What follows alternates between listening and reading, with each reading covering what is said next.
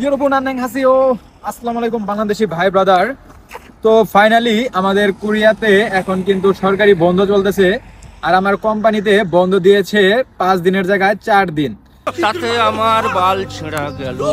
তো আমরা চলে আসছি এখন খিয়ংগিদুর ছৌনের ফিয়নটেকের আপনার হচ্ছে একটি টিউলিপ ফেস্টিভ্যালে। এই জায়গায় টিউলিপ ফুল রয়েছে, আমি আপনাদেরকে সেই ফুলের ফেস্টিভ্যালটা দেখাবো। ওকে, সো দেখেন, লেটস গো।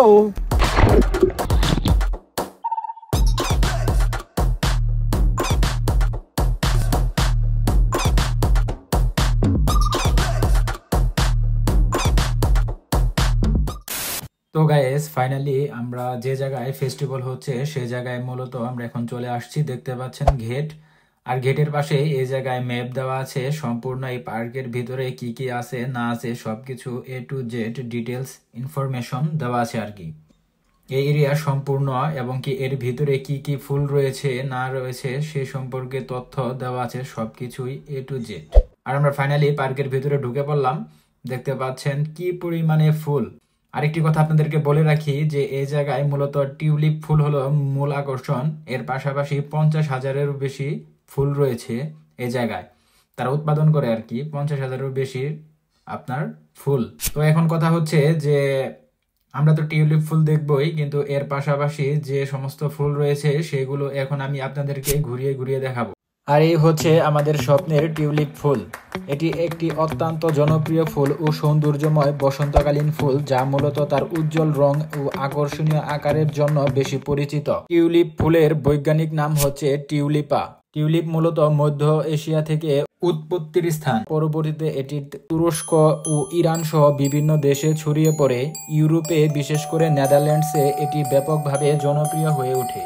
বর্তমানে নেদারল্যান্ডস টিউলিপ ফুল উৎপাদনে বিশ্বের শীর্ষে রয়েছে। আর গাইস, টিউলিপ ফুল দেখতে দেখতে এদিকে আসা দেখি হুট করে সরিষা ক্ষেতের মাঝখানে কত সুন্দর সরিষা ফুল দেখেই মনে হচ্ছে যেন বাংলাদেশে চলে আসছি, এক টুকরো বাংলাদেশ।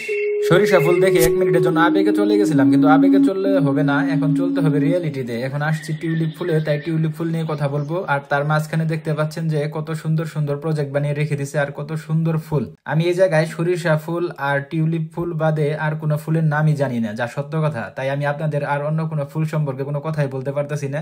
আমি এখন শুধু বলবো টিউলিপ ফুল নিয়ে। তো যেটা বলতে নিয়েছিলাম, দক্ষিণ কোরিয়া টিউলিপ ফুলের ইতিহাস ইউরোপ বা মধ্য এশিয়ার মতো প্রাচীন নয়, তবে আধুনিক উদ্যানবিদ্যার প্রভাবে দেশটিতে টিউলিপ চাষ এবং উৎসবের প্রসার ঘটেছে। টিউলিপ ফুল মূলত ইউরোপ থেকে কোরিয়ায় আসে 20 শতকের মাঝামাঝি। বিশেষ করে জাপান ও পশ্চিমা দেশের উদ্যানবিদ্যা ও ফুল চাষ প্রযুক্তির প্রভাবে দক্ষিণ কোরিয়ার 1970 ও 80-র দশকে আধুনিক বাগান ও পার্ক নির্মাণের সময় টিউলিপ সহ নানা বিদেশি ফুল লাগানো শুরু হয়। বর্তমানে কোরিয়ার বিভিন্ন অঞ্চলে বসন্তকালে টিউলিপ ফেস্টিভ্যাল অনুষ্ঠিত হয়। এর মধ্যে সবচেয়ে জনপ্রিয় ফেস্টিভ্যাল হয় ইভারল্যান্ড টিউলিপ ফেস্টিভ্যাল। এটি দক্ষিণ কোরিয়ার সবচেয়ে জনপ্রিয় টিউলিপ উৎসব, যেখানে লক্ষাধিক টিউলিপ ফুল ফোটানো হয়। 2015 সাল থেকে আন্তর্জাতিক টিউলিপ উৎসবের মর্যাদা পেয়েছে। এখানে বিশ্বের বিভিন্ন প্রজাতির টিউলিপ প্রদর্শিত হয়। যদিও টিউলিপ কোরিয়ার নিজস্ব ঐতিহ্যবাহী ফুল নয়, মুগুনহোয়া বা হিবিস্কাস কোরিয়ার জাতীয় ফুল, তবুও এটি কোরিয়ার আধুনিক সংস্কৃতিতে সৌন্দর্য, ভালোবাসা ও নবজাগরণের প্রতীক হয়ে উঠেছে। এখন আপনি মনে মনে প্রশ্ন করতে পারেন, আরে বারা, দেখাচ্ছেন এক ফুল আর তথ্য দিচ্ছেন হচ্ছে এটি আরেক ফুলের।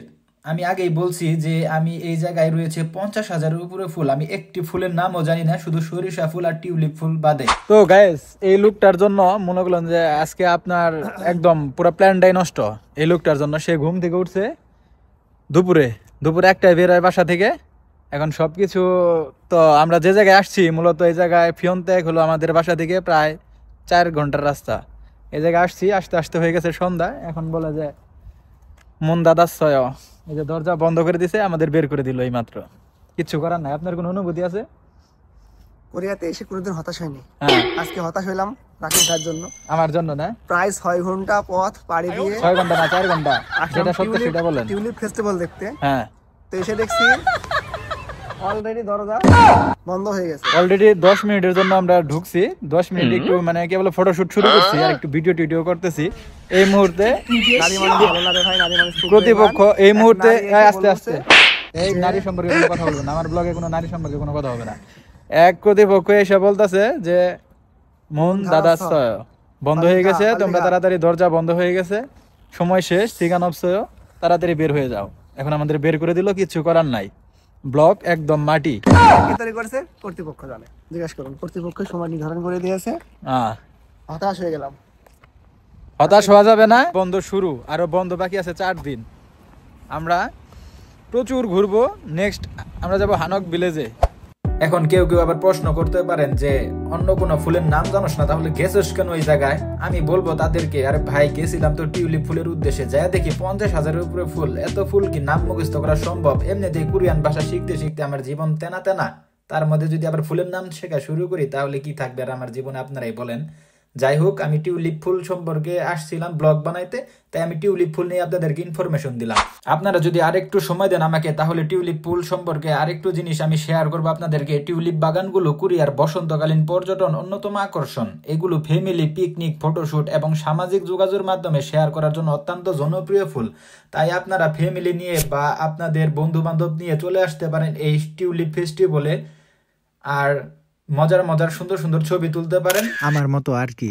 কোরিয়ার যে কোনো সম্পর্কে আমাকে অবশ্যই কমেন্টে জানাবেন। যদি আপনাদের কোনো কোশ্চেন থাকে তাহলে অবশ্যই আমাকে কমেন্টে জানাবেন। আজকের ভিডিও এই পর্যন্ত। যদি ভিডিও ভালো লাগে অবশ্যই লাইক কমেন্ট শেয়ার করবেন, চ্যানেলটি অবশ্যই সাবস্ক্রাইব করবেন। Tata bye bye, কামসাহামনিদা।